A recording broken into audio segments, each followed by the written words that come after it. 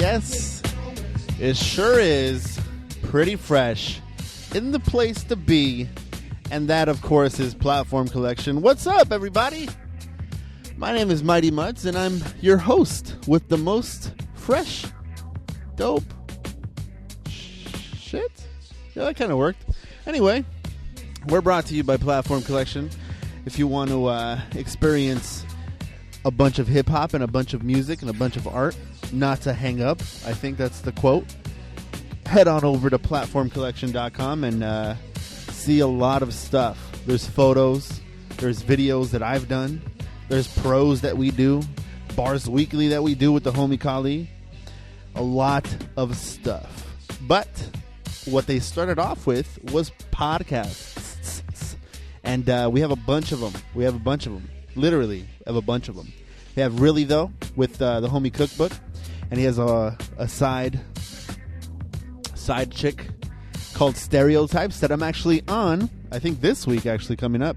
So if you want to, follow Cookbook and his Really Though stream or podcasting world, head on over. Look it up. Cookbook. Stereotypes. And I'm going to be there, homie. Sup? There's Proof of Life Radio. That was with Kill C. Ray and Kali, but now Kali was like, fuck that food. Only me. And then that was it. He just, kicked him out. And I don't know what he's doing now. I don't know what that Kill C. Ray guy is doing now, but, Kali's doing it big. He has Proof of Life Radio. He has Status Escalate. He has Bars Weekly. And he's still doing music. Man, this motherfucker does not quit. He makes all of us look bad. I'm just saying. I'm just saying. He makes us all look bad. And I'm pretty, just fuck him. Fuck that fool. We have Crappy Awesome. We have Orchestrated Podcast Network, Ghetto Blaster, 60 East. We have a lot of stuff that you could spend your whole day on. We have 2Mex Hologram Radio. Go check that out. It's a bunch of stuff. It's a radio show. It's a radio. Who else has a radio spot? No one. It's 2Mex. Or 2Mex's Hologram. Whichever one. I don't know. I really don't know. If you are listening to this on the day it drops, we have a show, the Welcome Back to LA show, hosted by From the Soul. And, we're going to have a big-ass show for the homies of East of the River that came back out of, almost a month-long tour. They've been out on, all over California. They went to Washington, and then I think currently right now they're in Portland, and they're going to make the drive all the way back this week and get home just in time for the show on Friday. Welcome back to LA, East of the River. We've missed you. We have missed you.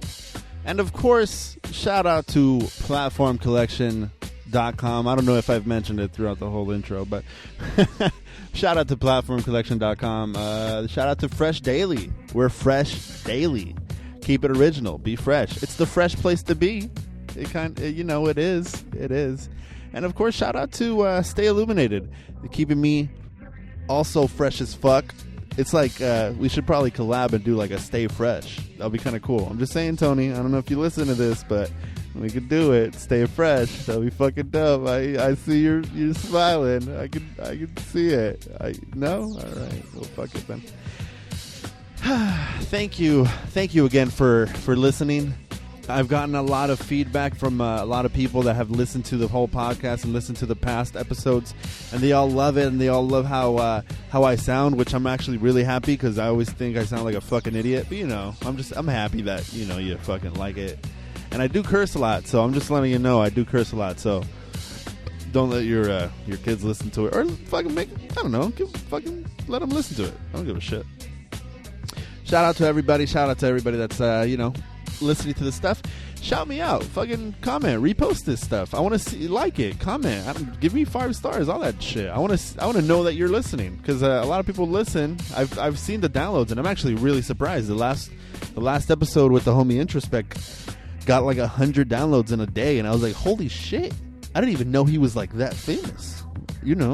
Or maybe it was us. Who the fuck knows? I don't know. Maybe it was. Maybe we're just that good. Maybe I'm just that good. Actually, no. Don't tell me that, because then my ego will go big, and it's not fun. It's just not fun. It's not fun at all. But thank you for listening, and just thank you for listening. That's it. Just thank you. Support me. Thank you. I like it. Today we have the motherfucking homie Esteban. Esteban is a dude that I met in the ska world when I was starting out, when I was like 18. And this dude, I think he was like fucking 15.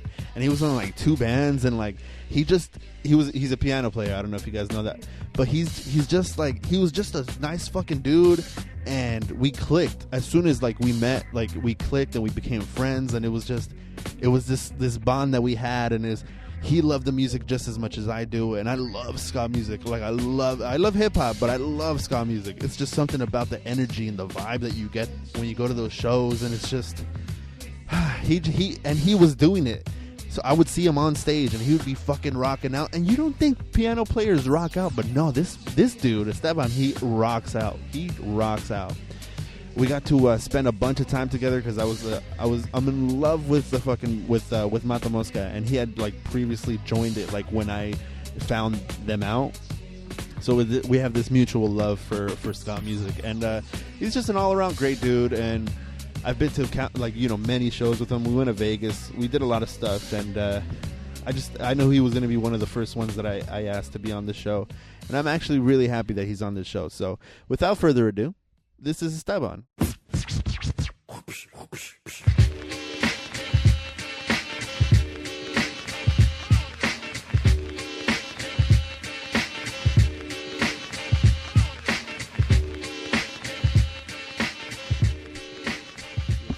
Right now, we are starting. And it's starting now. Right now. All right, let's do it. Okay, the way you said it. All right, so, we met. When? How? I say 5 years ago. 2017. 2012? No, I think we met. 2012, no? No. Earlier than that? I'm sure we did. Yeah, because you did. What was the first? What's the first? You did the image. No, because you did Star Wars 2010 before the show got rated. Remember in East LA? I did that one. Yeah, you were there. You were there. Yeah. There's a music video about it. Right. Yeah. Oh, that's right. Okay. Yeah. So it's 2010. So 7 years. I want to say 7 years. I've known you. But did I know you then though? Yeah, I did. Yeah, right. You did. I You must have out, been. You hung out with me and Padilla, and we would go to your house all the time and do videos. I feel like I did that one for everything, but I got you guys because I really liked you guys. I don't think that was like a thing like, hey, can you film the whole set for us? Yeah, no, you were there. You were there actually to hang out, and even after we talked, and we got to be really cool friends. Yeah, I feel like we got to be really cool friends through everything. The first one I remember was I think it was in December. It was at Chiqui's house. You guys, it was like you guys were performing on a truck. Oh yeah, I remember that one. I think that was the first one I remember. Yeah, I remember that one for sure because it's it was it 2009? No, I graduated already. So it was 2010 December. December 2010. I remember because I had emailed.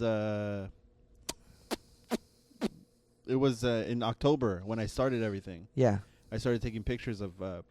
Bands. That was the first one. Yeah, I went to the Halloween Massacre, which I think you probably were on there too. It was Halloween Massacre 2010, I think. It was in L.A. I don't know where it was. I must have. It sounds familiar. So I must have been playing with one of my bands at the time. It was 2010, so like things started picking up for me around that time.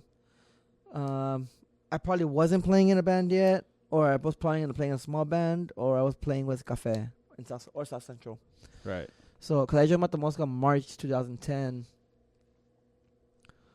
And the only reason I remember that show is because it was the first time. It was one of the earlier shows in Mata Mosca. And I have pictures about it, and it has a date that I uploaded the pictures. It's December 3rd. It sounds like it. That sounds right. Yeah, and then after that year after, we played Star Wars, and then it got rated. But I remember you filmed. Yeah, I was there already. Yeah, you filmed stuff. So that I think the first time I saw you, I think was the Halloween Massacre, but I just didn't know you. And then in December, that's when I hit up. I don't know if it was Padilla straight up because I had those pictures. Yeah, it was Padilla because Padilla. He managed the page back then. Yeah, he managed the page a lot more frequently. And then now he doesn't. He hardly even goes to that. But but yeah, I hit him up and I said, "Hey, can can I somehow get in and shoot photos, and then I'll I'll film for you guys because I really liked you guys. And then I think he said yeah. What attracted you? Because it's okay. Because I went to the Ska Invasion 2008, and I think I don't know if you were there, but when I went there, it's like I saw a fucking world that I didn't know existed. That was the first one. That was your first ska show? That was my first ska show. I did not know that they had like backyard shows and all the other stuff. All I knew was that there was this big show in East LA, Self-Help Graphics, 2008. It was a big fucking show apparently because it had like fucking at least 27 bands or so or whatever. And it just had a lot of people. So I was like, oh, I know Resistencia because I'm from Southgate. So I know that. And that's all. That's all who I went for. I YouTube searched like all the other bands, but like no, back then it didn't really have any. Just like the people's like cell phone photos or camera photos, whatever the fuck they had, videos. I mean, and so yeah, I went and I saw all these people. I saw Fuerza back when there were Fuerza Brutal with like it was with Gumby. Yeah, and the old lineup. Yeah, there was a girl there, I think. And then I saw Masturbo, which was fucking awesome. Oh man, I miss old Masturbo. Fuck man, me too. They were passing out fucking sunglasses with the name Masturbo right next to it. That's why I was like, dude, that's awesome. I mean, I have love for those guys. Like I've known them for years. I've known them. So I guess here's a crazy story that happened is that one time I went to, I think it was the first Heavyweights of Skacore, and it was in this place called the Knitting Factory in Hollywood. It's like right off the Red Line. So I would walk there, and then I went to that show. So to me, the Knitting Factory was a big part of my whole ska life, I guess, whatever you call it. My whole life in the scene. So I remember one time I remember seeing Masturbo in a video, right, and they're playing this one song I really really like called Risa del Diablo.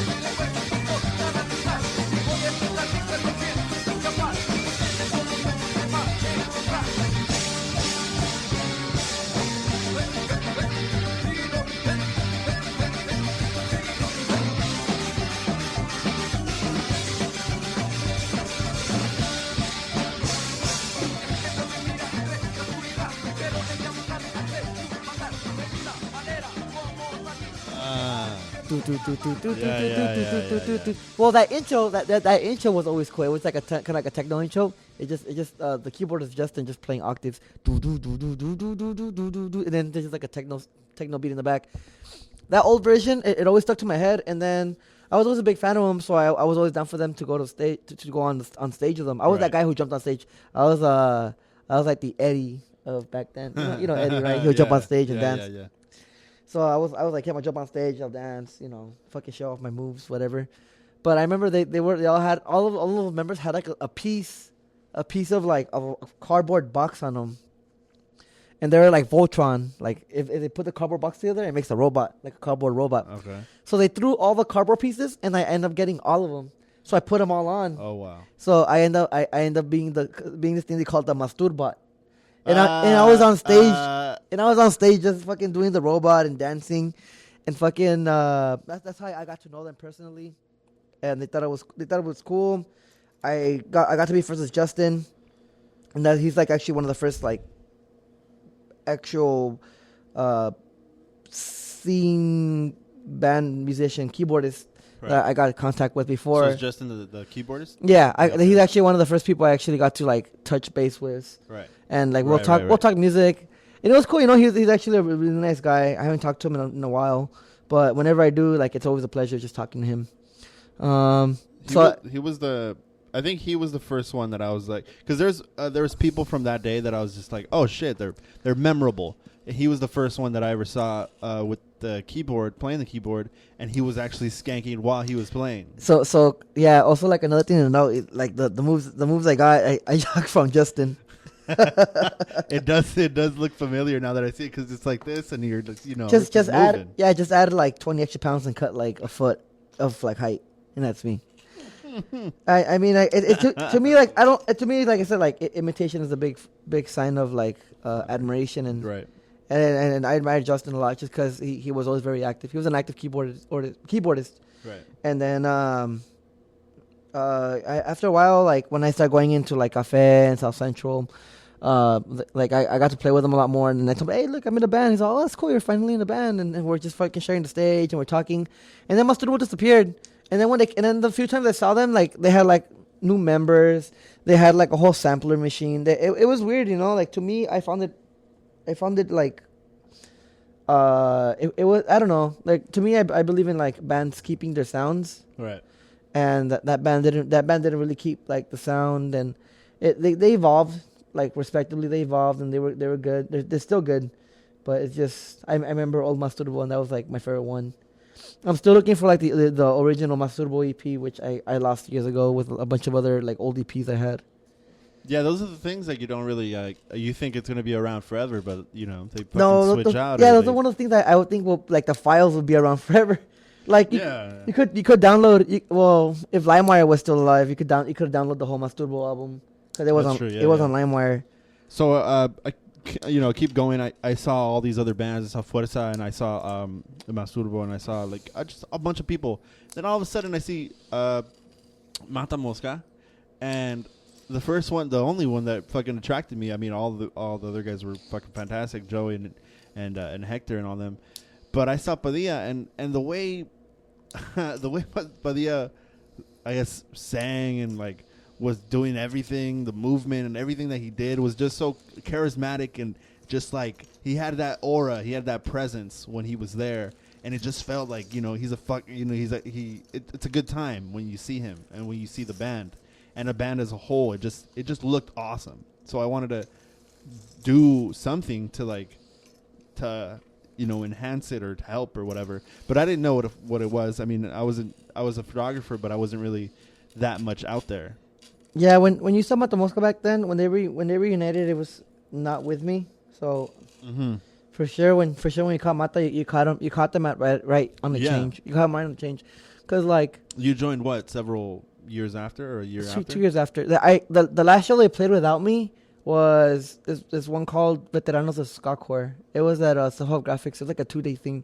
One day was ska and the other day was psychobilly, rockabilly. Right. I remember that one. Yeah, I was at that show too, and that was the first time I heard fucking the first time I heard MS for Murder. That was the first time they were like, there's a new song that's called MS for Murder. Yeah. And I heard it and I was just like, oh shit, it's pretty different. Like it's not even like, it's not like the Mata Mosca I know. Right. Because like to me, the Mata Mosca that I know, that I remember when I was like starting in the scene, it was like Night of 100 Frights. Like that was like the fucking like the jam. Yeah, they had all the Chucky and Flan and the De Verdad EP, yeah. And the Fight Split EP was cool. So,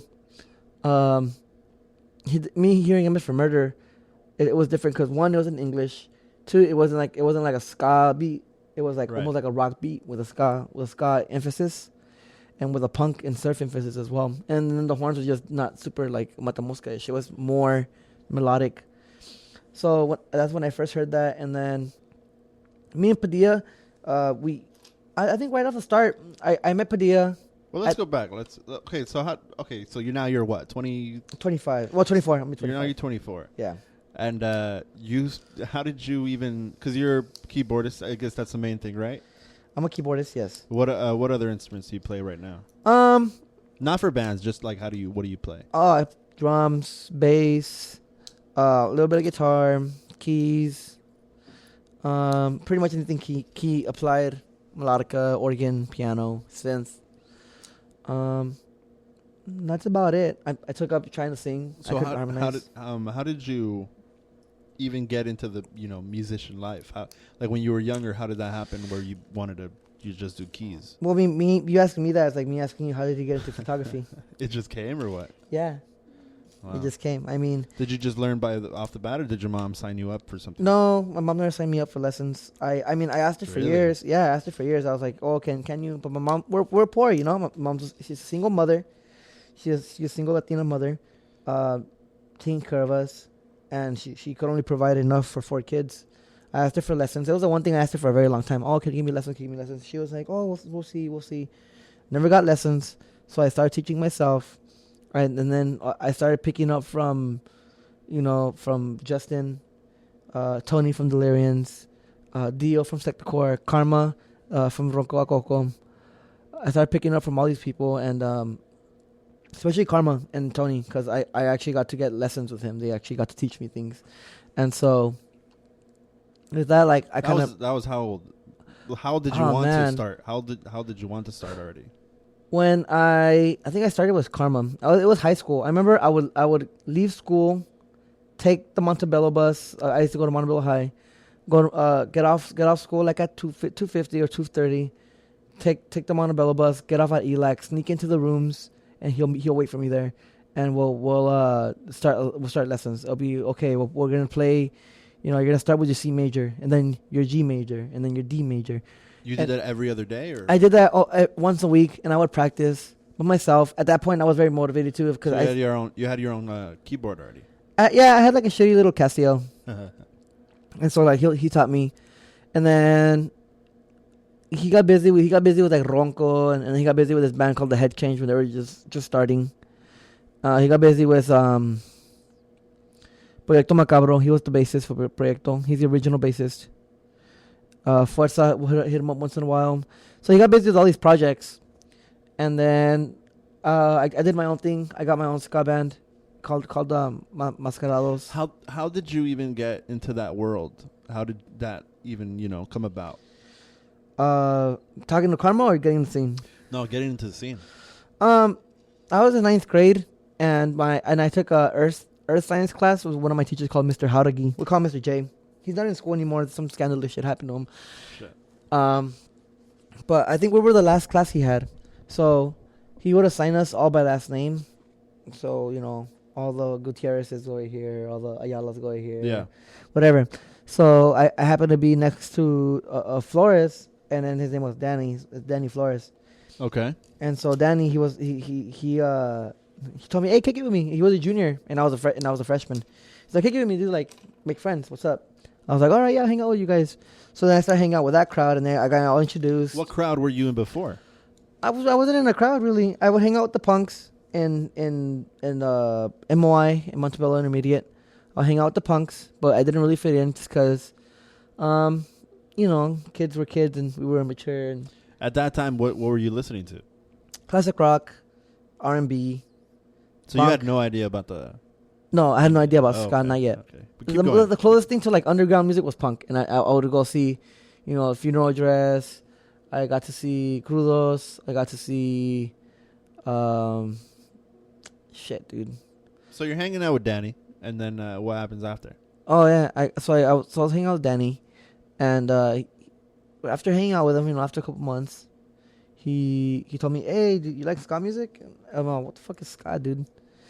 And yeah, I was like, "What the fuck is ska?" Like to hear you say that. Yeah, I was like, "What is that?" All right.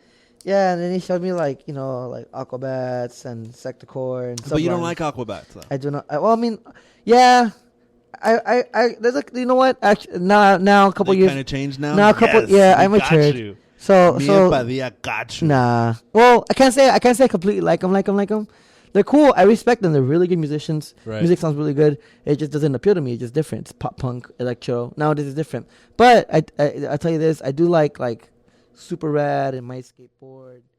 Like those songs are cool. The jumpy ska songs. I'm into jumpy songs. It's just a preference thing. I have a lot of respect for those guys. Like, I don't know them, but I have respect for them. Okay. They're OGs in the scene, I'm pretty sure.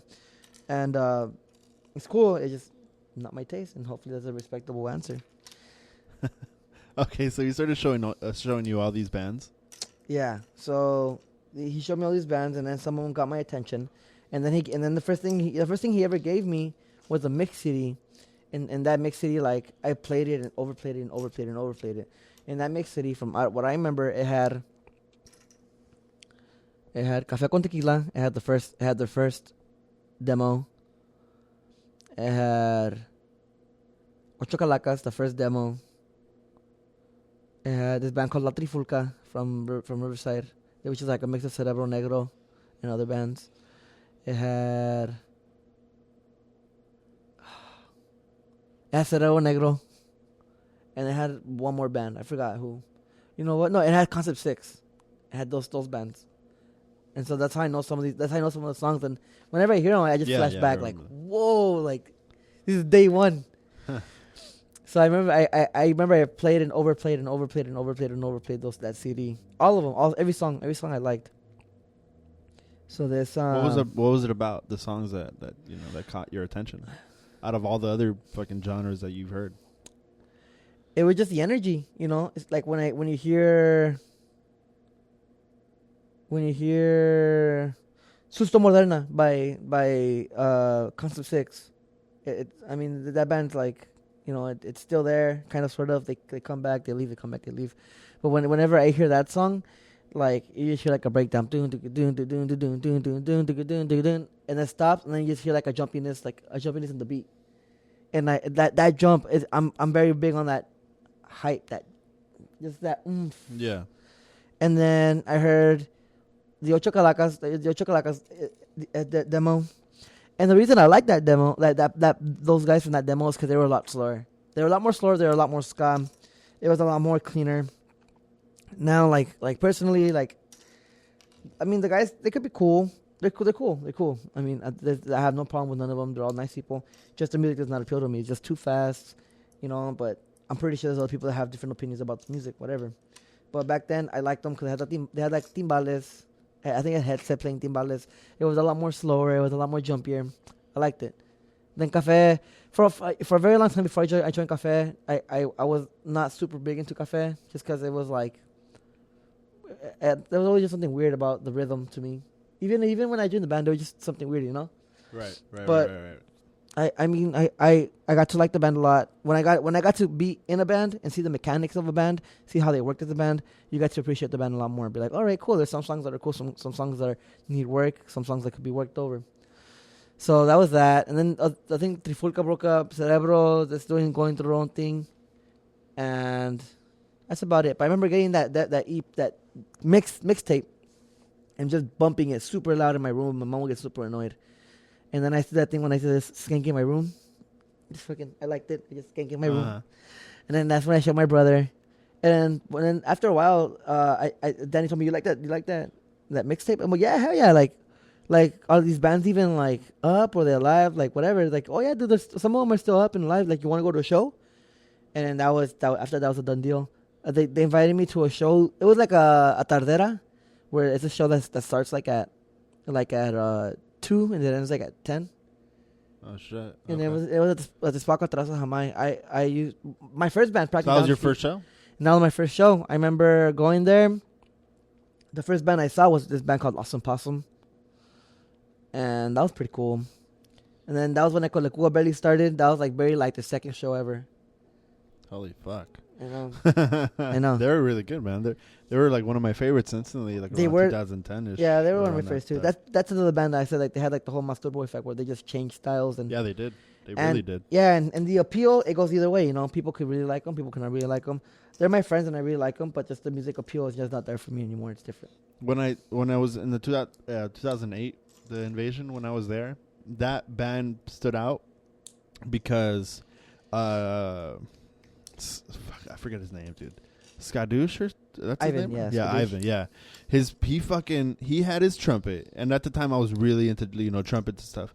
He had his trumpet. He was fucking playing. All of a sudden, he turns around from his back pocket. He takes out a little trumpet. Oh, the pocket and just trumpet? starts fucking going, and I'm like, yeah, the pocket this trumpet. is amazing. Yeah. This is the best thing ever. And ever since then, I was like, dude, you're the shit. Like, every time I see him, I'm like, hey, man, thank you, because you're the one that made me love all this shit. Yeah, and actually, Skadoosh, I have a lot of respect for that guy. Like, he seen me be like I was a nobody. Before I was in a ska band, I would hang out with Ecolacua. Like, I was just one of the regular dudes that would hang out with them. I got to be really good friends with Losa, the drummer they have now. He was the trumpet player, then was the keyboardist, now it's the drummer. But I got to be I got to be really good friends with him. Still a really good friend of mine. I still see him and I still have a lot of respect for him. But Skadoosh, like he says, he's somebody that I see often. Like I never have disrespect for him, and I always have the same respect he always gave me back then, because he was a dope guy. I remember when Blanco y Negro just started, he asked me if I could play in Blanco y Negro. Right. I was in Blanco y Negro for at least like a couple months. And that was before I stopped going, just because it was inconvenient. Like they were too far for me. I did not drive at the time. It didn't work out for me, But I remember I was there, and I was in Blanco y Negro for a little bit, and then it was inconvenient, and then I got in Café, because the drummer Bubba, he was down to pick me up sometimes, or sometimes my mom would just drop me off because it was closer. So it was just out of convenience, But they always say otherwise. They say that I quit just to be with Café, and I'm just like, no, it wasn't that. They were all still my friends. Like I remember meeting Eric. I still remember meeting all the guys, and some of the guys are still there, and I still have big respect for them. So a lot of love to Blanco y Negro. So so it started in 9th grade. Your love of ska. Yeah, but it started in 9th grade. It's already been 10 years. It'll be 11. It's actually 11 years. It's been 11 years. What day is it today? 17. Yeah. February 11th. I remember that. Shit. So it started in 9th grade. Started listening to everything, that mixtape, over and over again. You went to your first show. That was what year? Do you remember? Same year. It was maybe a little bit after, maybe like a month or two after. You started trying to learn or learning the keyboard. Oh, the learning keyboard. Yeah, it was a little bit during then too. One of my really close friends had a keyboard, and I happened to just get it and just learn how to play music. And then. So yeah, start with the Mascarados, right? Yeah, and how did that come? So like when I was that was your first one, right? Yeah. So with Mascarados, it's like a weird thing because like Danny, he's always been obsessed with playing in a band or making the band happen. And so Mascarados, before Mascarados, they used to be called Escalofrios. That was just the band name. And then they were looking for keyboardists, and I was like, yeah, I'll play. I know how to play a little bit of keys. I didn't know how to play keys at all. I literally. I thought you were already ready to go. Literally, I had played keys for a month, and I lied just to get in there. Fuck yeah, because you were kind of already wanted to do it, even though you were just like, oh yeah, I'll do it. Yeah, I was about it. No, I was really enthusiastic. I was. Yeah, I was, dude. I remember walking down the street with those guys. We were walking down the street, and I was very like. Nervous. I was nervous to fucking play in a band, just because I knew like eventually my life would catch up to me. I thought my life was gonna catch up to me. I thought like, oh shit, here it goes. It's gonna be fucking. They're gonna find out I'm a fake, and they're gonna boo me out, and it's gonna be game over from right here. I'm not gonna play. So you practiced, the band right? Anymore. Or how was the first practice? They didn't have an app for me, so like they were too loud, so they couldn't hear me. So I dodged that bullet, and then we practiced for a little bit more. And then that disbanded real quick. And no, it didn't. You fucking played a bunch of shows. You wrote all these songs, right? It was with Scalofrios that disbanded. Same members. That's what you mean. Literally Scalofrios and Mascarados, same members, same core members. All right. It's Juan, my friend Juan on bass, my friend Omar on drums, and Danny on guitar. That's how it was. And then I jumped in, and they had other things. I had other things going on. So those core members were just jamming out still, even throughout high school. And then I remember I was in another band called Rencor. And I was with a couple friends of mine that I met in downtown through ska shows, like downtown ska shows. Okay. And then when I was in Rencor, that was like the actual first band that they were just like, you gotta know how to play ska, man, get to it. And then Skadoosh was in that band too. So Skadoosh would condition the band to play better ska or make horn lines for them, My first ska show ever that I ever played, plugging my keyboard to a PA, like that first show, sucked completely. Played all the wrong chords. Everyone heard me play the wrong chords. You were drunk or not? No, I was just inexperienced. So you were just like, yeah, I was just super inexperienced. I didn't know better. I did not know better. It was okay. But after that, I was just like, nah, never again. Like I'm not gonna. Really? That fucking just. No, next time, like I was like next time I'm gonna play. Oh, okay. I was like never again, like nah. But I was so like, it encouraged you. It encouraged. No, it didn't discourage me. It encouraged me. But I think that show. That was like the only proper show I ever played with Rencor. Every show that I ever had with them, either there was no amp, or it canceled. It was just inconvenient. We only played like one show and it just didn't work. If I only played one show with them, it didn't work. And then the record disbanded. The drummer went to Las Vegas. And then I was in the band for a while. I was like, whatever, you know. I'm gonna do school. But then next thing you know, with Danny again. I ran into Danny. And Danny this time was a senior. He was the singer? No, he was a senior. Oh, a senior. Okay. So I was a sophomore. Yeah, it was end of senior year and beginning of sophomore year for me, for him. Well, for me, end of sophomore year. For him, end of senior year. He was about to graduate because he's 2 years older than me. So he told me he's gonna do the ska thing again.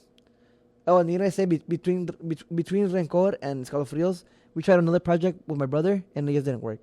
So, but going back to the future. Sorry. This he told me he's gonna try to attempt the whole ska thing again, and he's gonna get Juan and Omar.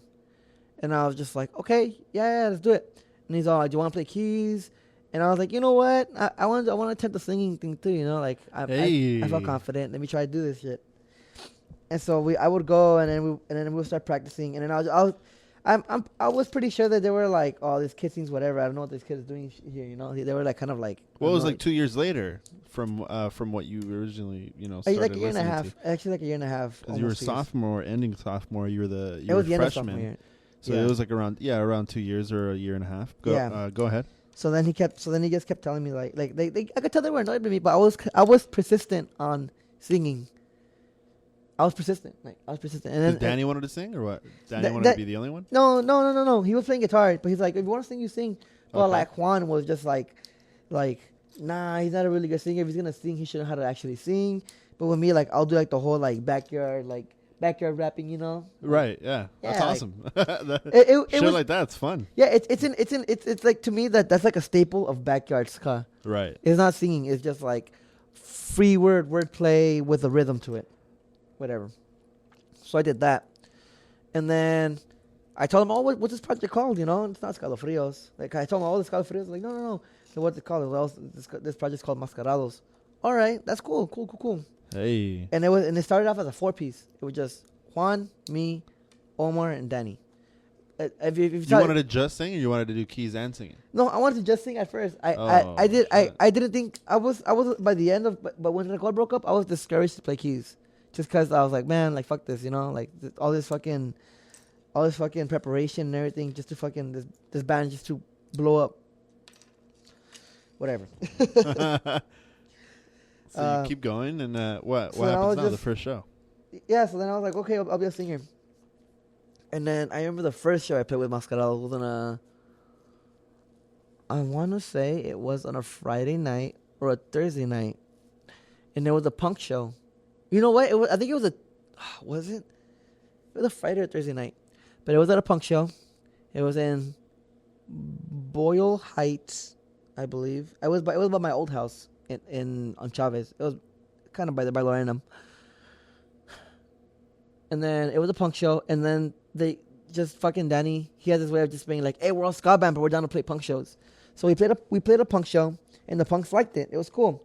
We had a very simple set list. It was like songs, like if people know like Mascarado stuff, it'd be like one called Instrumental. It was a cumbia song. It was a sectorcore cover. It was just like 4 songs that we played, but I was singing, and that was my first time performing and singing, and I was nervous about that. I was very nervous about that. Because like singing and playing keyboard is totally different things. But then I remember playing that. I remember playing a meat warehouse, you know, like where they cut the meat. Yeah. I remember playing an empty one. It was like a vacant one, and like playing that, and it filled up the whole warehouse. I remember playing one of those. Yeah. Jesus. And that was the first time we ever presented Pookie. Vamos a bailar,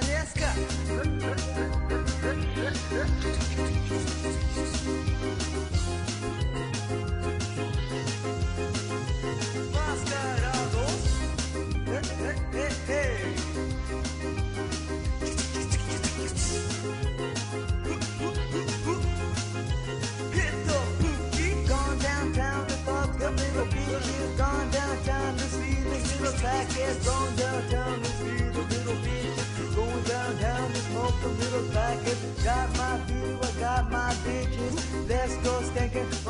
But it was like a big song that people, you know, Yeah. it's like, oh, are you gonna play that? Are you gonna like? That's the type of thing. Like that's what I. Okay, meant. no, okay. So I guess the way it happened, we were at practice at our drummer Omar's garage, and Danny came. He's like, "Hey, fucking let's jam out. Fuck it, let's make new music."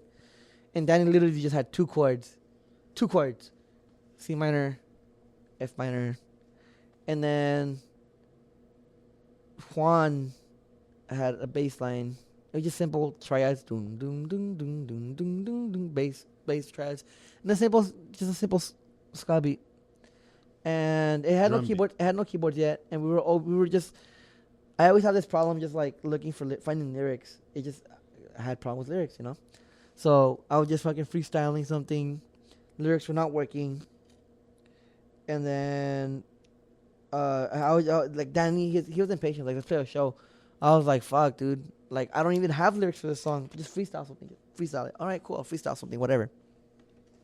So that we freestyled that song. It's so good to hear. It wasn't the first. It wasn't what you hear now. It was something else. Okay. It actually, if I remember correctly, it like the lyrics like it was something in the kind of way of saying, I hate my life, I want to kill myself kind of shit. Okay. Oh, shit. All right. It was darker. It was a lot more darker. It was just more like it was very existential kind of shit. Like, you know, thinking about it right now. But I remember doing that. And then I got to be really good friends with Losa. The way I call it, even up to now, the way they record their songs, they record everything through like underdeveloped software. You know, maybe they use like GarageBand. It's not like Pro Tools. You know, Pro Tools is the shit. Uh-huh. But I remember we had a keyboard, and the keyboard had drum sounds. And I remember I told myself like, you know, I think here's where I knew I was in the right direction with music, because I was just like, dude, like, the band has to put up something. If the band puts up something, the band's going to get big. You know, to me, that was logic. So I thought about it like that, and it was cool. And so Johnny Losa, he was just like, well, why don't you record a song right now? Like, what do you mean? I don't have an instrument. We could record it here on the keyboard. And I was like, okay, well, what song do you have? And then that's when I remembered those two chords. I was like, okay, this is a simple song. 2 chords, easy. C minor, F minor, C minor, F minor. And then they were like, well, bass line? Okay, just try it. On keyboard. All those just on keyboard. I'm like, and then next thing I told Johnny, well, how are we going to do drums? And then Johnny's like, leave that to me. Okay. Uh-huh. So then that's how I know how to play drums on keys, because like, there's like a keyboard that has an optional, the keyboard has an optional drum pad. So he was doing the ska beat on a drum pad. And I heard it, I was like, oh shit, it sounds cool. It's like, do you have a lead? And I'm all like, no, it just sounds like a simple ska song. And well, we gotta come up with a lead. And then at that point in my life, I was very big to Sectorcore. There's a song by Sectorcore called Uno Dos, or 102. And then when I heard that song, there's like a little lick when Kotaro goes, I'm feeling fine. It goes, and I'm just like, I could hear that in the key of C minor. So I started and then F minor. I was like, you know what? I'm gonna use that lick and just go over and over and over. It's like, really? Is that gonna be annoying? And I go, it's gonna have a melody. You know, it's gonna work. Whatever. Uh-huh. So then I did that, and then I did like a side lick, just to like separate lyric and verse. So I did that. And then I had like little background horn. The next thing we were just like, let's fuck around with it, do a horn solo on the keys. Fake sax, fake trombone. Uh-huh. And then towards the end of that session, they were like, do you have lyrics? And I was like, I never wrote lyrics for this song. But at that point, I mean, all my life I was big into the Dave Chappelle, and I remember Tyrone Biggums. That's where you got it from? Yeah. Oh shit! All right. And I remember that whole. Damn. I remember that whole Mind blown. I remember that whole Red Balls cracking the can, and I'm just like, damn, this fool's just fucking in downtown trying to fucking buy crack or cracking the can. Exactly. So just like going downtown. I was like, all right. So then I started, yeah. So then I was just like, you know what? Let's talk about Tyrone Biggums. Let's make a little story about him. Yeah, so the next thing you know, I did the whole Vamos a Hablar de Ska part, and then I started just freestyling a story about Tyrone Biggums of how he likes to go downtown to buy cocaine and pick up on girls. All right. So after that, since I had the Facebook, I had the MySpace account to Mascarados, I uploaded it and I promoted it, and then the next day, like the whole band just gave me shit. Take that song off, dude. Take it off. Like, that song is fucking, it's not us. That's not how we sound like. You're making the whole thing sound bad. Like, what the fuck? And I was very discouraged. I was mad, but they never took off the song. Uh-huh. If it was up to them, they would have taken it off on their own terms. They never took it off. So as far as I was concerned, they were whatever about it, you know? Uh-huh. And then it got to that point though. It made that like it was Mascarados that was their song now. I did it, but I didn't know like it was gonna blow up like that. Like, as far as I know, like that's how it is sometimes. yeah. As far as I know, people are just, oh yeah, Pookie, yeah, and I was like, yeah, that's like, their oh, yeah, song now. That was when I was in the band, you know. Oh yeah, Yeah. Pookie, that song's the shit, dude. I remember a promoter hitting me up, and this Rigo, he used to throw shows at Blue Cafe in Long Beach. He called me, wanted to book the band. I go, yeah, cool, yeah, that's done, booked. And then he hits me up like at 3 a.m, and I have fucking school the next day. Hits me up, hey bro, this is your song.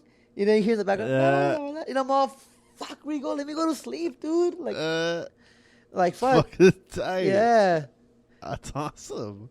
And then we played the Blue Cafe a couple times, and then we got to actually get a cool fan base. Also, we did a cover of Sublime Burritos, and that was actually my favorite cover. But going back to that, I remember, you know, going to the future. I leave the band because of just musical differences. Yeah, keep going. Yeah, I leave the band because of musical differences, and then. So you were bandless? No, I was not bandless because around the same time, I was in another band called Punto Rojo with the now bassist of Café con Tequila, and that's how I got to meet Café. And then I joined Café, and then Mascarados kept doing their own thing. And then I started playing, you know, these shows that were actually like a little bigger. They're Around what year was this? This was senior year. It was senior year, cause I had an inconvenience with an ex-girlfriend of mine, and at that time that inconvenience left a marker on my senior year during my time I drink Café. You know, you have like certain things that happen in your life, and you're just like, I remember that year because this happened. Right, yeah. It just an inconvenience that happened with my ex-girlfriend at the time. So, I remember playing my first show at Café. It wasn't Halloween. My first show at Café is Halloween. I still have the picture of it. Like, I still have my... What were you wearing? I was wearing a Sublime shirt, a cape. Okay. I thought, for some reason, I thought it was the bunny. No, it wasn't the bunny. I think you wore the bunny the first time I saw you. That's why. The bunny shirt was the bunny. Oh, the bunny costume. Yeah, I think the bunny costume. That was the first time. Okay, so you moved on or whatever, and then you went to you went on with Café, and how was it going, music creatively? I guess. You know what? Creatively for you. That was creatively. I felt like it was a step up. I was learning. At that point, I was learning how to play reggae, and there you are. Yep, that's it. I was learning. Awesome. At that point, I was learning. At that point, like I was learning how to play reggae now because all I knew was fucking. Yeah. You know, I needed to ska. And then now I had. At first glance back then, it looked like you were just very heavily into like reggae, like that reggae ska type of thing.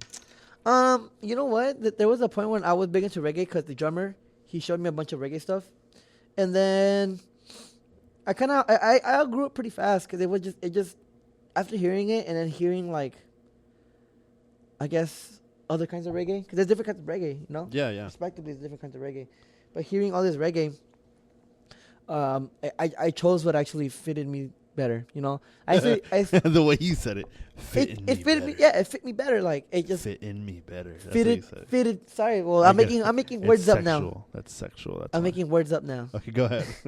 Rappers do it all the time. I could do it too. Exactly. Go ahead. So this, I remember liking like bands like Revolution, and then that's the only band I probably like from that genre of reggae. But I was big into them. And then after that, I started hearing like Dennis Brown and original Bob Marley stuff, and his name Leroy Wilson. Started hearing Pioneers. Started hearing Clarendonians. It's just out of seeing friends, but it's for more later time. But I remember I was hanging out a lot with John for Cafe, and you know what? I hung out with him a lot, but I always got to know something different from him. But even up to now, like I don't feel like I know him as much anymore, just because like I feel like we hung out, but we never communicated, and that's always been a big gap. Like the reason why I ultimately had to leave Cafe, just because me playing a lot of bands now, I'm big into band dynamics and chemistry. So what was the most? How many bands have you? I know there's been a lot of bands, but how many? Well, first off, how many bands did you have at one point? Well, even now it's just work, you know. But high school, like at that point, I was like in my prime of bands. Like I was in Café con Tequila, Salsa Skankers, and Mata Mosca. That was senior year till maybe like a year later, and then I quit Salsa the next year. But even now I feel like I'm my most active because I've been Mata Mosca, Serie 45s, and La Buena Calavera. But the next thing I do stuff with Dub A, I do stuff with Quinto Sol, I do stuff with Roots Collective. I do stuff with other bands, you know? It's just right. The way it goes.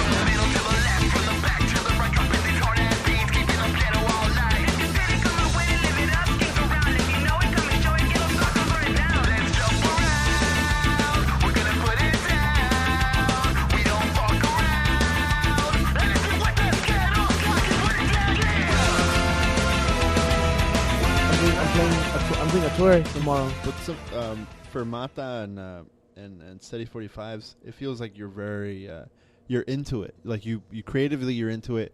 You're into the music. You know you add your 2 cents, and they actually listen to you when you do it. Like the other bands, it felt like you were playing, but you were kind of I guess fighting for that creativeness. Yeah, well, and that's when I go to the point, like at least outside looking in. No. Well, you're almost as accurate as you're pretty accurate on it, because it's just like. Do you think it's the young thing? The fact that you were young, I guess you looked young or you were younger? No, to me, it's a factor like, well, it's kind of like when you're in a job and you know your position already. The way people look at you, the way people talk to you, the way people treat you. Like Mata Mosca. When I was in Mata Mosca, I felt like I was in It's the longest band you've been in, right? It's the longest band I've been in. But the reason they are is because they've always treated me like they always give me opinions, you know? I had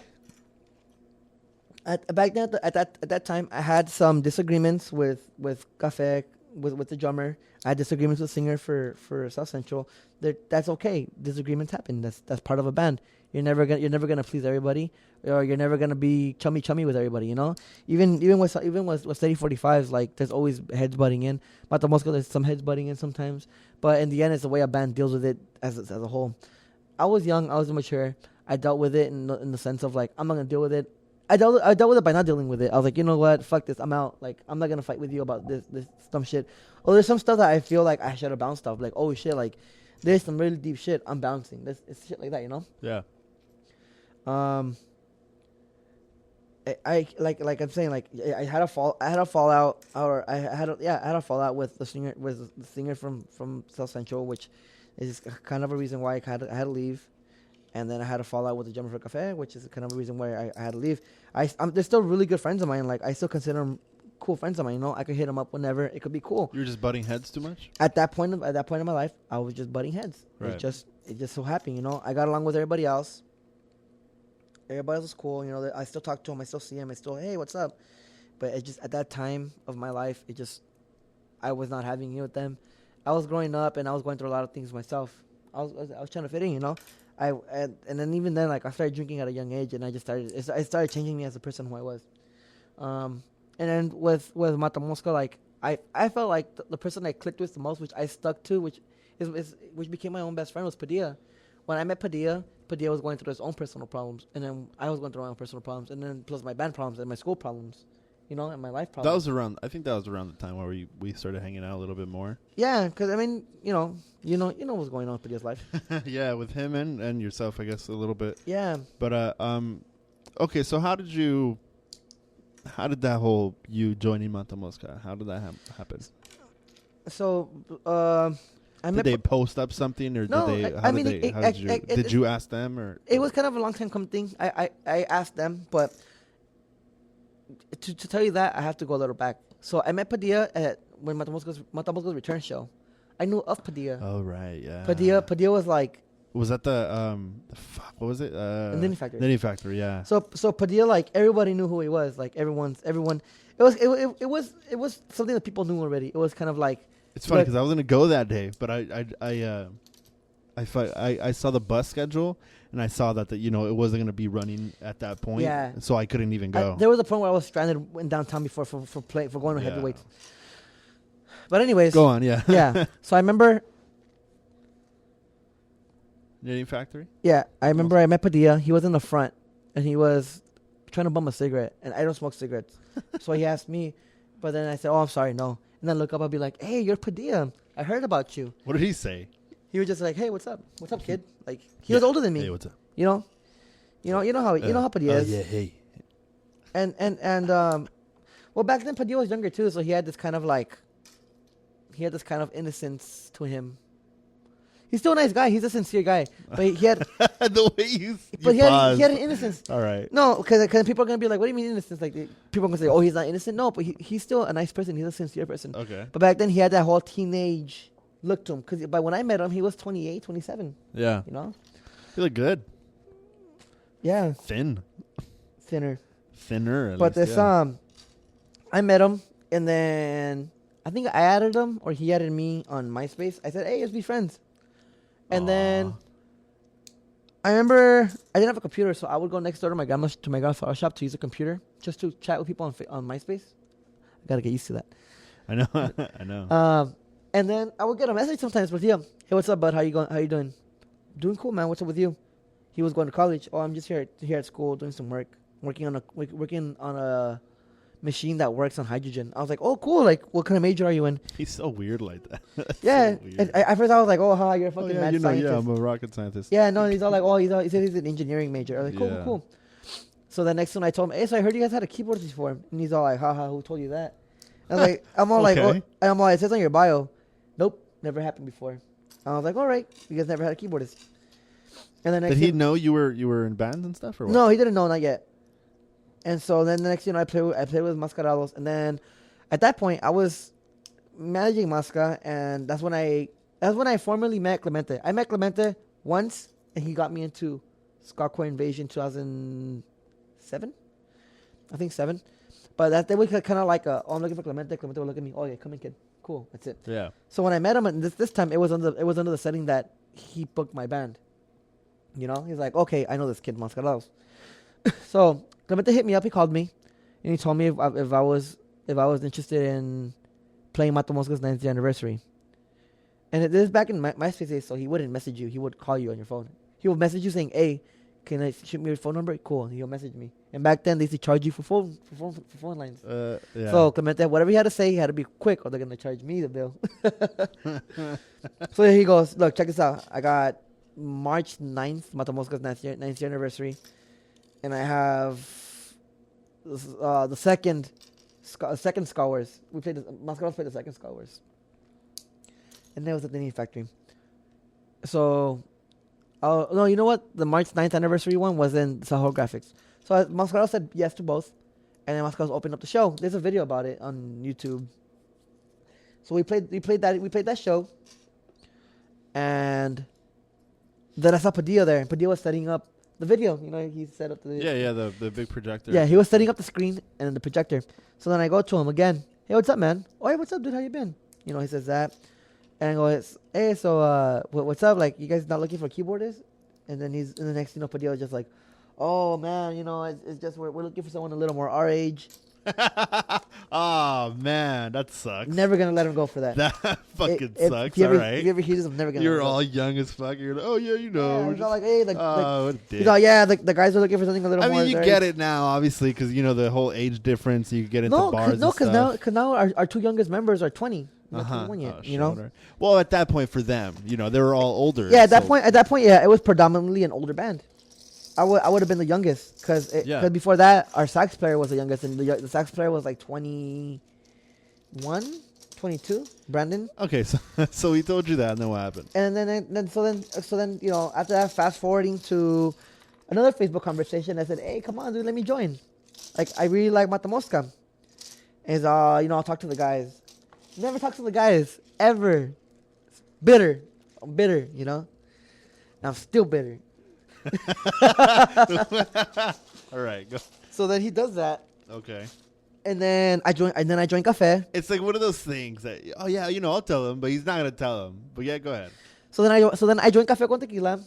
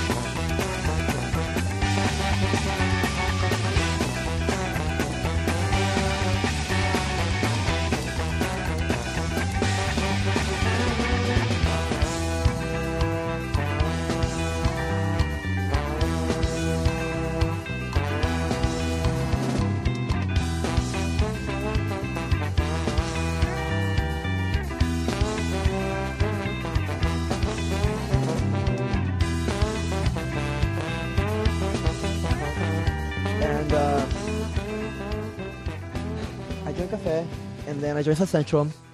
And then one time, I guess it was, what's their face? JLB. It was their CD release, and Padilla featured in a song. So Padilla was there to sing the song with them. And then South Central played. South Central played that show. I remember we got booked, and it was at Santee at a place called Salon Acapulco. We played the show. The bassist didn't show up. Something happened with him and his girl. That was always an inconvenience. And then we still played, and I was just playing the chords and then playing solos. And then Padilla looks at me. And then after the show, Padilla looks at me. He's like, "Hey, so you're interested in playing in the band still?" And I'm just like, yeah. In my head, I was like, yeah. I was like, yeah, I'm down. But now I'm just like, bitch, I've been ready. You fucking got me way too late. You know? Bitch, I've been ready, huh?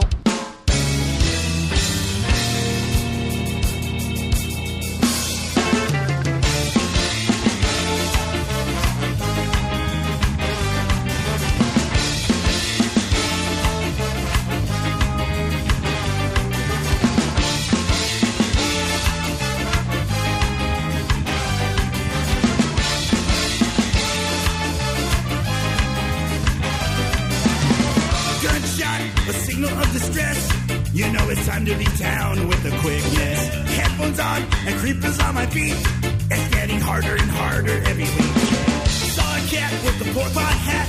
I guess they thought he was, but he wasn't the rat. The headbed died as he bled on the floor. The king is gone, now it's time for war. All hail and heaven is God. All hail and heaven is God. Oh yeah. All hail and heaven is God. All hail and heaven is God. Yeah. No time to sleep, time to react. We got numbers, got heart. It's a matter of fact. Collect all the minions and gather all the pawns. The plan is simple. We go riot in the dawn. Pick up a brick, tear down the wall. Kick in the door, leave nothing at all. Hell on earth, on East LA barrio. The mods and the punks and the skins and los vatos.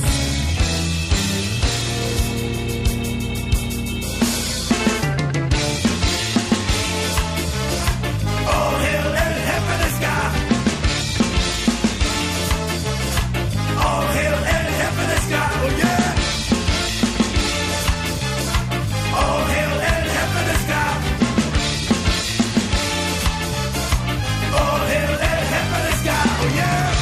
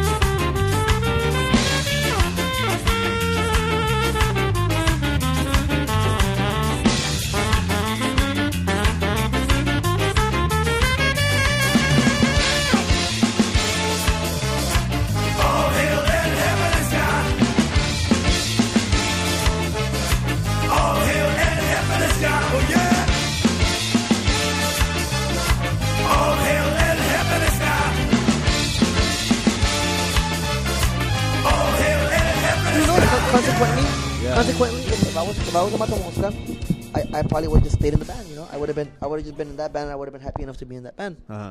You know, I mean, I'm not saying I regret being in my earlier bands like Cafe and South Central. Like I don't regret it at all. Very great friends, but it probably part of thinking at that moment it did cause a lot of problems because South Central and Cafe they were not keen to the idea of me being in a third band.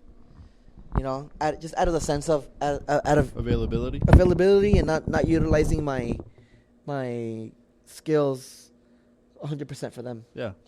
You know, it's understandable. I mean, it happens. You know. Yeah. But just I don't know, something just possesses you. You know, you just feel like It was one of the moments where I feel like I had to be in that band. I do not explain it, but when Mata Mosca offered me that offer, it was kind of like I have to be in the band.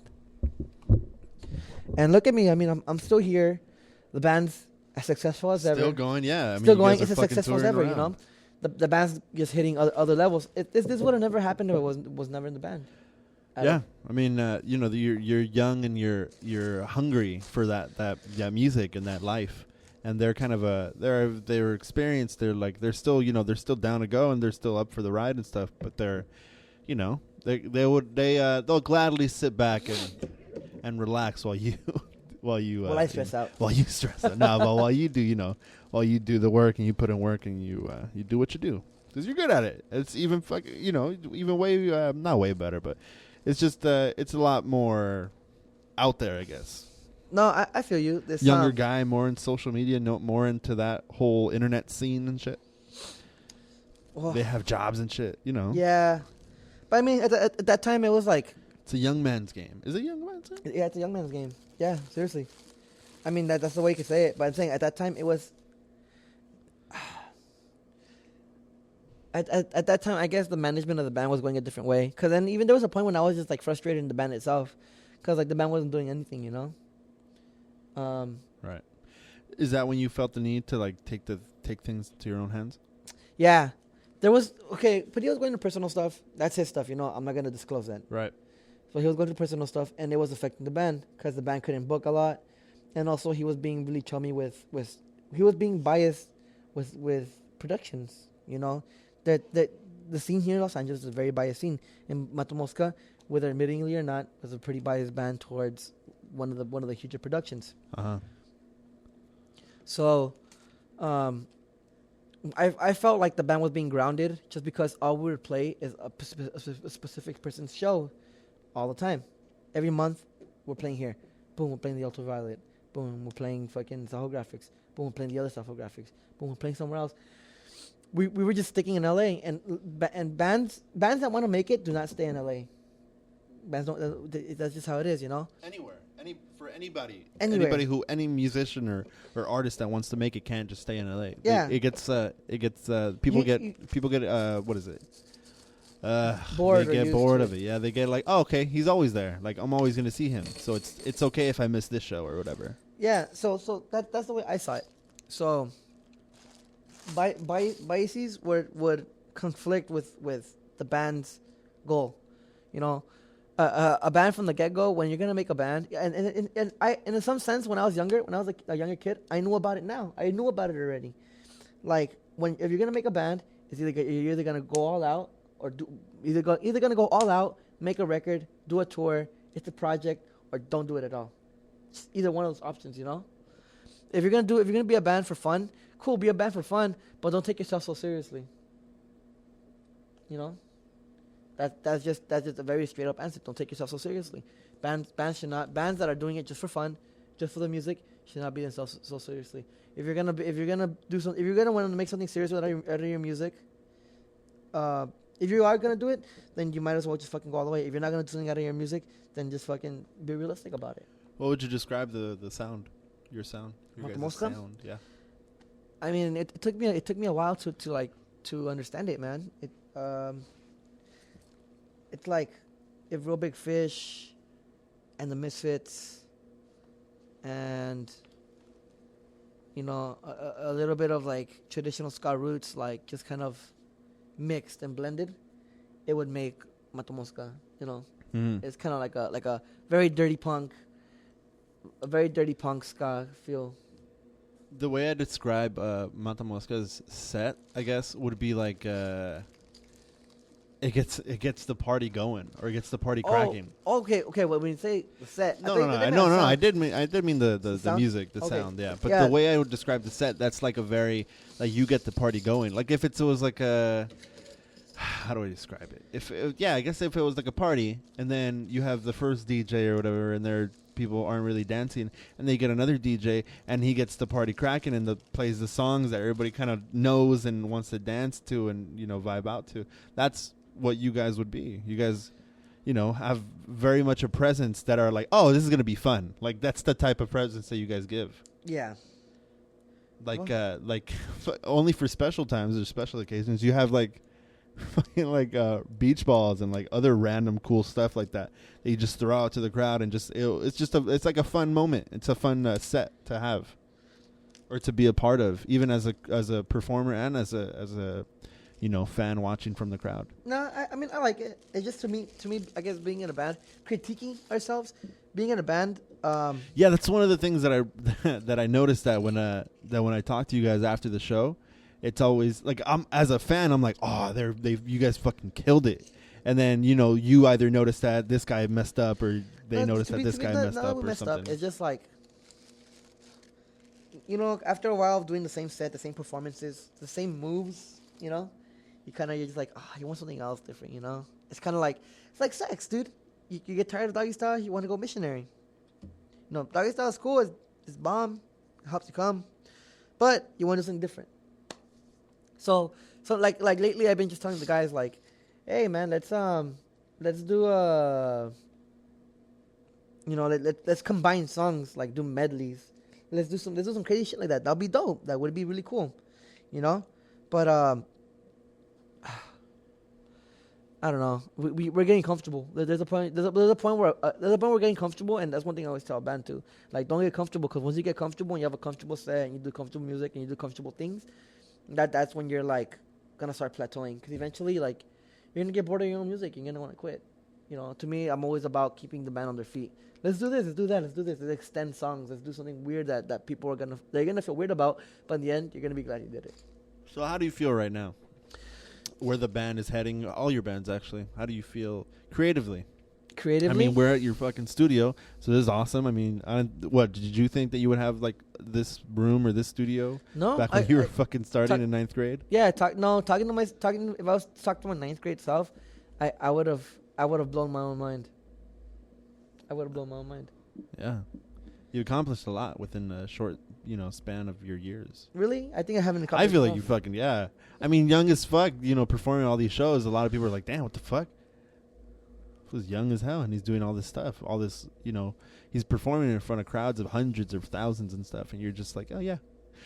Like, you're very humble. I don't know. I feel like I still want to. Oh, yeah, you're still growing. I mean, you're still going to, do bigger things, obviously. Yeah. I feel like I need to do stuff like that. Like, I need to. That's cool that you still have that hunger. You're thinking about it now like, yeah, I do. Yeah. I had to do a lot of stuff. Yeah, I mean, the possibilities out there. I've yet to go over to the other side of the coast. Hopefully you do, yeah. Yeah, I mean, where's the farthest that you've gone? Texas? The farthest? No. Texas would have to be the new farthest. Texas going east, Washington going north. That's the farthest I've gone. So how do you feel? More. I mean, more. To me, if it was a feel was a word, I would say more. Like, I'm not gonna stop. I shouldn't stop. There's no reason for me to stop. Yeah. I have a girlfriend who encourages me to do my best. I have family who supports me. I have friends who support me. My bandmates, they're all about it. There's no reason I should stop. Right. Awesome. So I mean, even great. then, like, I have school, and that's the only thing that's like kind of restraining me, because I could almost done or no? I have. You've been for a while now. I have like about a year left. I know I've been on it. I mean, I've doing the whole music thing, doing the whole one job thing. I did 2 jobs for a while. It really slowed me down, and it really, like, I should have been graduated by now. I mean, no excuse, but I just still in school. There's people that never go to school, and you got to count your blessings. Yeah, man, you're a hustler. You're a hustler. I mean, fucking right now, this whole time that we've been doing this for like this past whole hour or whatever, you've been doing your buttons. Like, you have your own Brixton buttons. Oh yeah, I have my own button company. Your own your own button company. What's little? I mean, it's little only because of the size of said buttons. Oh no, little as in it's just you, but the employment of one. It doesn't mean. But you still get stuff going, man. You have a lot of clients. It's all word of mouth or what? Yeah, all of it's word of mouth. That's awesome. I always encourage my customers. Hey, if you could recommend me to people. That's how it started when you were doing it for me, and then I got you a few people, hopefully. Yeah, it worked, and then they told people, and then next thing they tell people, and then that's it. That's how it great. works. See, you're a hustler. You had those 2 jobs. I remember you had those 2 jobs. And you're still doing all these shows. You had school for the past, I don't know, 2, 3 years, 4 years now. Longer. Yeah, and going to all these shows in the night, and trying to go out of state. And you had your own fucking media, throwing shows everywhere. You had a lot of. I'm assuming 2 years ago you were putting out the Mata Mosca album. You were writing a bunch of stuff, or when I would go to the rehearsals and stuff, I would see that you would either take up the drums or you would take up the bass and you would write your own songs and stuff, and they were actually following you, which was kind of weird to see, going from like the first time that we were hanging out all together and then now you're all writing your songs and stuff. Back That's then, awesome. Back then I would look to Padilla because I didn't know as much as he did band wise, you know, like and the only reason I could do that with Mata Mosca and just them is just because I've been in the band long enough. Yeah, that comfortability now. Yeah, cause like compared to, you know, like Steady 45s, like I have to deal with what, 6 other people that are just as intimidating as me. Yeah, and they're all good too. They're all the musicians there. They're all good. They're great. They're all good at what they do. Which that's why the reason I go back, like being like band dynamics. Like I go there and they know what I am already. Yeah, I'm in a different position in Mata Mosca than in 45s. Mata Mosca, I lead the ship. 45s, I'm probably like. Do you feel better when you're with Steady 45s? Kind of just like, okay, I could just it's enjoy it. It's a lot less responsibility. It's not like a little bit of stress off your back. Yeah, it's not like the whole like, oh, I gotta book shows or I have to write 8 songs by the end of the week. Huh. Like it's one of those that's easier. It's like I come here, I contribute what I could on the keys. If I happen to have a song that fits the style that I feel I'm comfortable with, like showing him without feeling like I'm gonna get laughed at. Right. I'll show it to him. Yeah, with Mata, I'm assuming it's more like an open thing. Like, oh, you could write about fucking this bitch and then leaving her and then loving her at the end or whatever. You have that, flexibility creatively wise. Yeah, we have the flexibility. And we have like that we don't have that restriction. We have that whole kind of comfortability. Like I have this melody and it may sound stupid, but you guys will understand it. And they'll be like, all right, cool. They hear it and they're like, you're right. It does sound stupid. Let's fix it. And I'll be like, cool. At least with them, like it'll be dope, you know. Like when it comes to like 45s, it'll be just like, let's work on it later. And I'm like, all right, if you guys want to work on it later, that's cool. Or they'll be like, let's try and come off on an off day, and then we'll do one of the singer songs or the guitarist songs. Right. Scalavera, it's just, I don't know. Personally, like the band stagnated to a point that we're just waiting. There was a point where they were just like, they were trucking. They were just fucking going.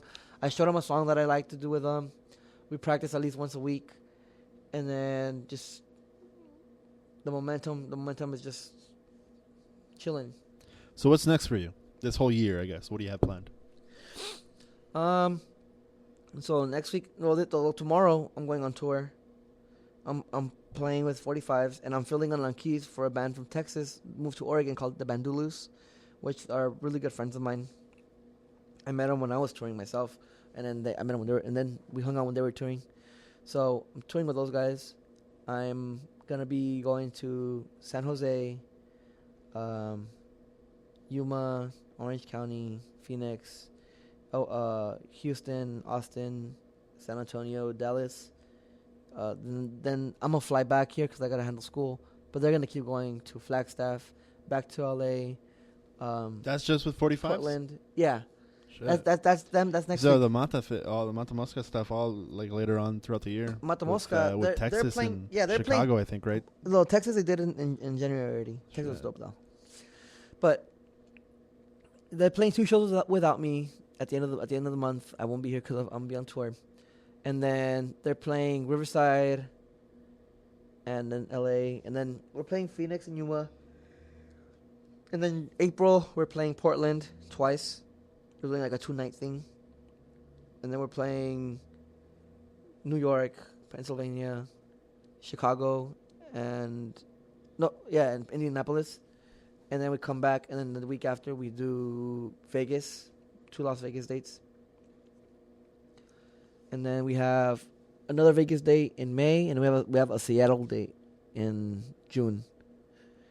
And then we're gonna take July off, just cool down, and then we're coming back August, hitting it harder back August. Jesus, Man, the way you say it sounds you sound excited, but I know you're very tired. I'm always tired. But that was Mata Mosca. So the reason I'm taking July off with Mata Mosca is 'cause I'm doing a whole month tour with 45s. Right. And we're doing like New York, Florida, North Carolina, South Carolina, Texas. We're doing that for a whole month, and then I'm gonna come back. I'm gonna take like a day break and then do a tour with Mata Mosca. So. Jeez, that's great. that sounds amazing. I'm hoping I go to at least 4 of them out of state. I'm hoping you do too. The Indianapolis one, Pennsylvania one, New York one. That would be fucking awesome to go over there with you guys. I mean, we went to Vegas. We went to Vegas. That was great. That was the first one that we were out of state for. You should have came to Texas, bro.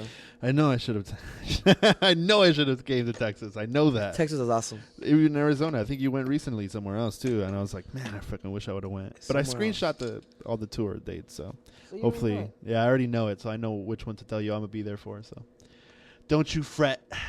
So what? Anything you want to say? Anything you want to do? Anything you want to promote? Whatever you want, buddy. Go ahead. Triforce of Friendship right here for you. It's kind of weird because we can't do it, but it's right there. Cool. There we are. Go ahead. Go there, go. I mean, I don't know what to say. Just we had an interview before years ago. That was the day in the life of Esteban. Yeah, the day in the life of me. That kind of that kind of went viral, I guess, to the ska world, to the ska scene around here. It kind of did. A lot of people were stopping you, saying, "Dude, are you Esteban?" Or they were saying to me, like, they didn't even say to me. They were saying to you mainly, and you had to tell me, like, yeah, I got like 4 people that said something to me earlier. That's awesome. That's great. Like that people actually saw that fucking 14-minute video of you just talking about yourself, because you were very interesting at that point, or you are now. Nah, I'm not interesting anymore. Because you were so fucking young and you were playing so good at keyboards and you were all these bands that everybody wanted to fucking be in. And it was awesome. It's great. Now I'm just so cool. A fatter 24-year-old has been. And we fucking did that. I'm just proud of the scene that's growing. There's a lot more people out there. There's a lot more kids doing better things. There's bands like Steady Ends and Una Mas and Spare Change. There's bands coming back. I saw Rum Buggy that brought me back. Concept 6 came back again. There's a lot of bands because I was out for 2 years or so, or 3. And when I came back, I saw all these bands opening up for other bands and stuff. And I was like, dude, they're good. Yeah, these kids are great. Not kids, but 18-years-olds and stuff. They're fucking good. I mean, to me, in scene-wise, they're kids. I saw Brava for the first time in years since I was, when we were performing with Sin Defecto, and I saw Danny just fucking go hard, and I was like, this is awesome. This is fucking cool. Yeah. The way he was doing it, the way he was singing, I was like, man, I don't even get to see that in Mata, but I do, I get to see him fucking move around and shit. So it's like a little taste. But Brava, it's fucking tight. Yeah, but Brava's Danny's baby. I mean, I'm glad he's on board with us too. That's another good band. I think we're pretty cool. I'm pretty content right now. The scene is growing. It's cool.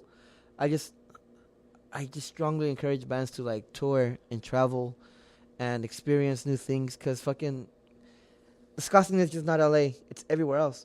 There's a ska scene growing in Las Vegas, and I'm super aware of it. There's a scene growing, in Arizona, and I'm super aware of it too. My brother's there. A good friend of mine is there, that she's throwing shows there. I have good friends right there in Vegas too that are throwing shows there. And it's cool. The Southwest ska scene is growing. Just experienced the Texas ska scene. Just like my friends tell me about it, it's always love and support. Like Texas, like the central city parts of Texas is where music grows. Southwest music grows there. Selena was there. Fucking Mars Volta was there. A bunch of bands were there. They all grew from that area. And bands just make it or break it. But we went to Oregon. There's a humble little scene there in Portland. There's a nice little scene in Seattle too. It's just there's things that grow out. There's a whole big world out there that people don't really know until they step out. So I always encourage bands to travel. Because when we were in Vegas, I saw them skanking, and I was like, what the fuck? They do that here too? Exactly. I was like, whoa. They do it differently, but then I was like, oh, it's kind of, they have their own thing, man. That's great. I'm down to help out, if it's for a good cause, and if it's reasonable enough for me to help a band out. But I encourage bands to stay hungry, because there's people that just think that winning it in LA means they're gonna win it everywhere else, and that's not the case. We've played for thousands of people. Mata Mosca played for thousands of people here in LA, and we've played up north for 30 people, 40 people, 50 people if we're lucky. Just because you're big here doesn't mean you're big. Yeah, everywhere else. Or the scene could be just small out just there. keep going. Like San Jose, we played this past week. I saw the photos. And cool 110 people went. And to me, in San Jose, that's really good, because I don't know, the Bay Area scene's so small. And then we played Berkeley, and Berkeley was like cool, like 150 people. That's cool with me too. I'm happy with that. The show doesn't have to like crack. It doesn't look like it's cracking.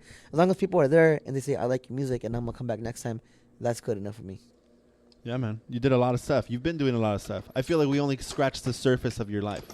There's major plot points in your the past 7 years or 8 years or so. 10 years. There's it's going to get bigger and bigger and better. But anything else? Do you want to plug your buttons? You want to plug your Instagram, your Facebook, anything? All right, you guys could add me at Esteban.Flores92, or just look up Esteban Flores on Facebook. You could add, my Twitter at Keeblergator, KEBBLERGATOR, all one word.